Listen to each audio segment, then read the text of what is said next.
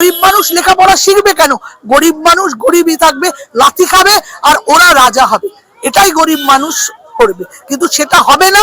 দিন পাল্টেছে, ধর্মেন্দ্র প্রধানকে চলে যেতে হয়েছে এবং আরো অনেককে চলে যেতে হবে, খোদ বিজেপি সরকারকে চলে যেতে হবে। একথা শুভেন্দু বাবুদের মনে রাখা উচিত। যে নতুন সরকার অলরেডি 3 মাস হতে চললো, হয়ে গেছে প্রায়। তো এই 3 মাসের মধ্যে মেয়েদের যেটা সবচাইতে বেশি জরুরি বিষয় ছিল সেটা হচ্ছে যে আগের অন্নপূর্ণা মানে লক্ষ্মীর ভান্ডার, এখন অন্নপূর্ণা ভান্ডার, সেই পয়সা তো সেইভাবে কেউ পেল না 3000 করে। তার সঙ্গে সঙ্গে এই যে এই গরিব মানুষদের বস্তি উচ্ছেদ হচ্ছে, তাদের রোজগারের অন্যতম জায়গা হকার উচ্ছেদ হচ্ছে। এই বিষয়ে আপনি প্রাক্তন মহিলা কমিশনের সদস্য হিসাবে এই বিষয়গুলোকে রাজ্য সরকার কিভাবে দেখছে? রাজ্য সরকার দেখছে মানে রাজ্য সরকারই তো উচ্ছেদ করে দিচ্ছে। হ্যাঁ, আমরা বলতে চাইছি যে উচ্ছেদ যদি নগরায়নের প্রয়োজনে করতে হয় তাহলে অনেক ক্ষেত্রে করতে হয়, কিন্তু উচ্ছেদ করার সঙ্গে সঙ্গে তার পুনর্বাসনের ব্যবস্থা করতে হবে। এরা পশ্চিমবঙ্গের নাগরিক। হ্যাঁ, এটা এমনকি যারা 27 লক্ষ যারা এসআইআর এর নাম নেই, সুপ্রিম কোর্ট ইতিমধ্যে রায় দিয়েছে তারাও নাগরিক, এবং তাদের নাগরিক না বলার অধিকার সরকারের কোনো কিছু নেই। এবং শুধু নাগরিক না, তারা যেটুকু সুযোগ, প্রকল্পের সুযোগ ইত্যাদি, তা যেন তারা অবশ্যই পায়। এখন তারা তো বাদ দিচ্ছি, তারা তো ব্যাপারই নেই।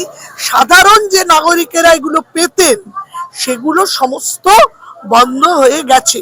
মানুষকে মিথ্যে প্রতিশ্রুতি দিয়েছে, আর গরিব মানুষ তারা বিশ্বাস করেছে। আমরা বিশ্বাস করিনি। আমরা যারা মানুষের লড়াইয়ে প্রতিদিন থাকি তারা বিশ্বাস করেছি যে বিজেপি এ কাজ করবে না, করতে পারে না।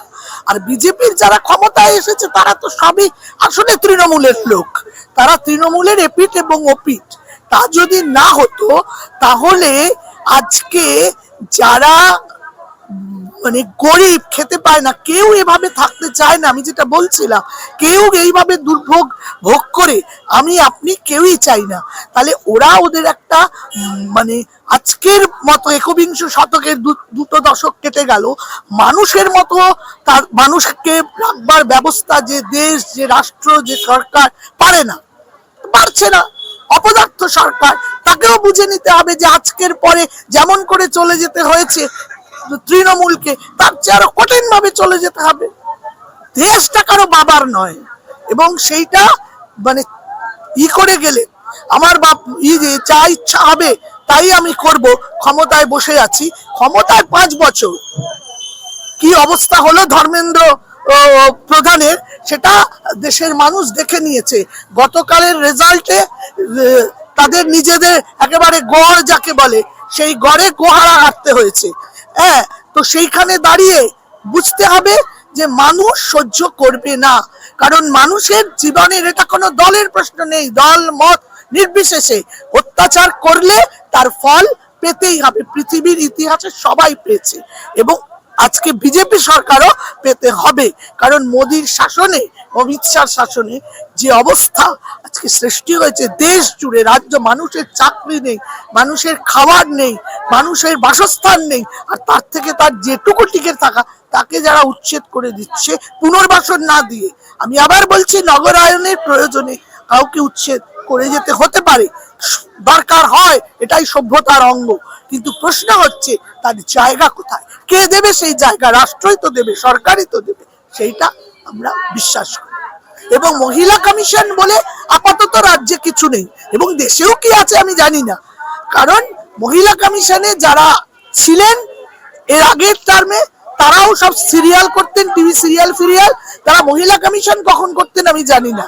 কারণ মহিলা কমিশন পশ্চিমবঙ্গের মহিলাদের জন্য কাজ করতে হবে, তাদের যারা ওইখানে বসে লেগে থেকে মহিলাদের জন্য করতে পারবে। আমি বললাম যে আমরা টালিনালা উচ্ছেদ হয়েছিল তখন পশ্চিমবঙ্গ মহিলা কমিশনে, আমি সেই কমিশনে, আমি এই বিষয়টাতেই আসছি। আজকে আপনারা যতটা মুখর হচ্ছেন বস্তি উচ্ছেদ নিয়ে বলুন, হকার উচ্ছেদ নিয়ে বলুন, বামফ্রন্ট আমলেও আপনি যে সময় মহিলা কমিশনের সদস্য ছিলেন সেই সময়ও তো কসবা, গড়িয়াহাট বলুন, আরো বিভিন্ন জায়গায় উচ্ছেদ হয়েছিল সানশাইন নামে। তো তার তো আপনারা, সেটাই আমি আপনাকে বলছি, টালিনালার উচ্ছেদ হয়েছিল, মানুষকে জানানো হয় না এটা, যে টালি নালায় উচ্ছেদ হয়ে আমি এখানে বললাম যে 264টি মহিলা পরিবারের নামে এখানে ফ্ল্যাট ক্লাউন টাউনে ওই গড়িয়ায় দেওয়া আছে, ওই বাইপাসের ধারে এখনো দেওয়া আছে, আপনি গিয়ে দেখতে পারবেন। সেইখানে আমরা দাবি করে, বামফ্রন্টের থেকেও দাবি করেই পুনর্বাসন তাকে দিতে আমরা বাধ্য করেছিলাম। সেই সময় অশোক ভট্টাচার্য মন্ত্রী ছিলেন, আমরা সেই সময় এই কাজ করিয়েছিলাম। তখন ডক্টর যশোদারা বাগচি মহিলা কমিশনের চেয়ারপারসন ছিলেন। ক্রাউন টাউনে নিজেরা প্রতিদিন লড়াই করে বাল্মীকি আম্বেদকর যোজনায় আজকে সেদিন মহিলাদের নামে, ওখানে যে কটা বাড়ি হয়েছে তার প্রত্যেকটা মহিলাদের নামে হয়েছিল, অন্য কারোর নামে নয়, পুরুষের নামে নয়। বাম ফ্রন্টই এ কাজ করেছিল, বামফ্রন্ট। ফলে বামফ্রন্ট করেনি বললে এ কথা ভুল বলা হয়, বামফ্রন্টই করেছিল। মানুষ আজকে সে তফাৎ বুঝে যাচ্ছে, তৃণমূলকেও দেখেছে, বিজেপিকেও দেখছে, মানুষ বুঝতে পারছে যে কি বামফ্রন্ট কি আর কি। বামফ্রন্ট আজ যাই করুক, ক্ষমতায় না থাকলে দল ছেড়ে পালায় না, অন্য দলে যায় না, টাকা চুরি করে না। আজকে তো এতগুলো বছর গেল, কেউ তো ধরতে পারেনি। বামপন্থী মানুষরা মানুষের সঙ্গে সব কাজ করতে পেরেছে, কথা বলবো না। এই অবস্থার মধ্যে এই ভারতবর্ষের এই আর্থিক মানে কাঠামোর মধ্যে, আর্থিক কাঠামোর মধ্যে পুরোটা পারেনি, কিন্তু অনেকটাই পেরেছে। অন্তত মানুষের উপর নির্দয় নির্মম হয়নি। হ্যাঁ, যারা বলছে এগুলো তারা মিথ্যে কথা বলছে। যে সরকার বলছে বা যে তৃণমূল বলছে বা যে বলছে, তাদের মানুষ চেনে। যার রাস্তায় থাকার জায়গা ছিল না, সে এখন অট্টালিকায় থাকে, ফলে বুঝতে পারছে মানুষ। কিন্তু বামপন্থী নেতারা, এই অঞ্চলে যারা নেতা ছিল, পাশেই মধুচন্দ্রা দেব থাকে, অতি সাধারণ বাড়িতে সাধারণ ভাবে থাকে, এবং এরকম আমাদের রাজ্যের মুখ্যমন্ত্রী থেকে আরম্ভ করে রাজ্যের নেতারা। হ্যাঁ, আমার দিদি সেক্ষেত্রে তো মমতা ব্যানার্জিও তো টালির চালাই। মমতা ব্যানার্জির কি টালির চাল সেটা তো আপনাকে আর বলে দিতে হবে না। হ্যাঁ, সে টালির চাল ছিল, একটা সময় হয়তো ছিলই, সে অবস্থা থেকেই তিনি এসেছিলেন। কিন্তু তারপর তার যা পরিবর্তন হয়েছে, তার পরিবারের যা পরিবর্তন হয়েছে, সে মানুষ চোখে দেখছে। আমাকে বলার দরকার নেই, আমি বলার ব্যাপার নেই, এমনি মানুষ দেখছে। আচ্ছা দিদি, শেষ প্রশ্ন, তৃণমূলকে হারাতে মানুষ বিজেপিকে ক্ষমতায় নিয়ে এসছে, বিজেপিকে তো বাই চয়েস আনেনি, তৃণমূলকে হারাতে কোনো অপশন ছিল না, তাই বিজেপি। তো এই যে এত মানুষের সমর্থন নিয়ে বিজেপি কর্পোরেটদের কাজ করছে, এটা কেন করছে বলে? কর্পোরেটের কাজ করলে তবেই তো ক্ষমতায় থাকবে। কর্পোরেটের কাজ না করলে, কর্পোরেট কাজ থেকে যদি বিজেপিকে না চায়, তাহলে তো সে ক্ষমতায় থাকতে পারবে না। সেটা বিজেপির চেয়ে ভালো কেউ বোঝে না।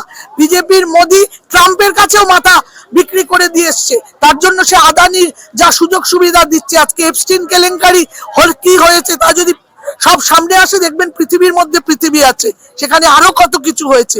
ফলে ওদের তো কর্পোরেটকেই রাখতে হবে। কর্পোরেট ছাড়া, কর্পোরেটের হাতে আমাদের সমস্ত কারখানা, কলকারখানা, আমাদের সমস্ত সরকারি জিনিস সব কর্পোরেটের হাতে চলে যাচ্ছে।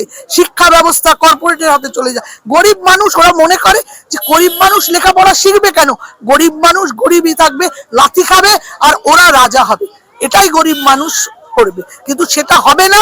দিন পাল্টেছে, ধর্মেন্দ্র প্রধানকে চলে যেতে হয়েছে, এবং আরো অনেককে চলে যেতে হবে, খোদ বিজেপি সরকারকে চলে যেতে হবে।